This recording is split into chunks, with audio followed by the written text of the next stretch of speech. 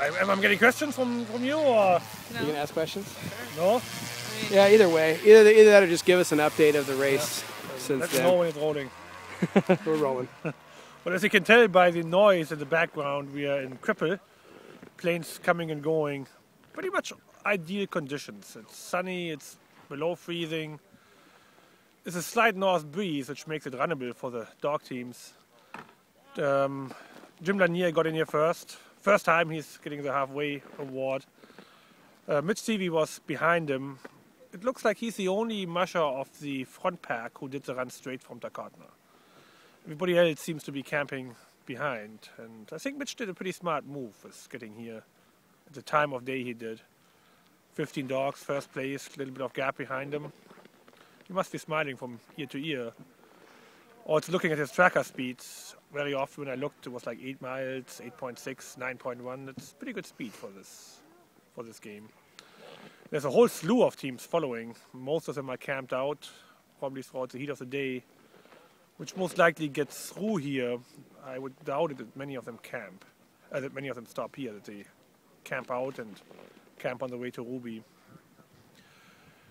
Trail has been faster than it was reported. I was actually pleasantly surprised last night when I left Ofer. Nice groomer tracks and a few snow machines had been over, and I stopped and stepped behind the snow machine to see how it would set up, and it set up really nice. And it's going to be a tight race. In my opinion, Mitch does have a little bit of an advantage now, but time will tell what he does out of his advantage now. It's really noticeable when I looked at between place 1 and 31, there was 9 hours.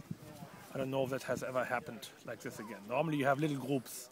You have a group of 10 people, then you have like an hour or 2 break or 3, and then you have another group of people. Now they're lined up along one string, one musher after the other. So you snooze, you lose on this one. It's going to be a pretty tight outcome. What's your plan from here? What are you doing? Well, passing is still next to impossible with all the deep snow. So we're going to go ahead. As soon as I'm afraid that the first musher will go through, we hop on the machines and just go. And go to Ruby. And then there I most likely will wait a bit and wait till like 30th or 40th place and then catch up along the river because I can pass anywhere. It's just here. Actually, Trent, I tried passing him twice yesterday into Ofer. And 2 times I got completely screwed up in the willows and deep snow, so there's no point of doing that. Have you seen any big surprises over the last couple of days? Not really. It's still the same culprits up front in the top places, kind of where they belong. Jerry Willimitzer still seems to be hanging in there. You know, he has never finished this high. He's vying for the top 10. Other than that, not much, I have to say. It's kind of sad to see that Ryan Reddington pulled out. He was down to 10 dogs in Takatna.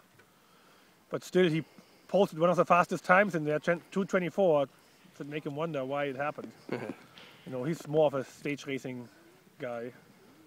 But other than that, no real surprises, I have to say. Okay. Thank you, Channel 2 correspondent Sebastian Schnuelle.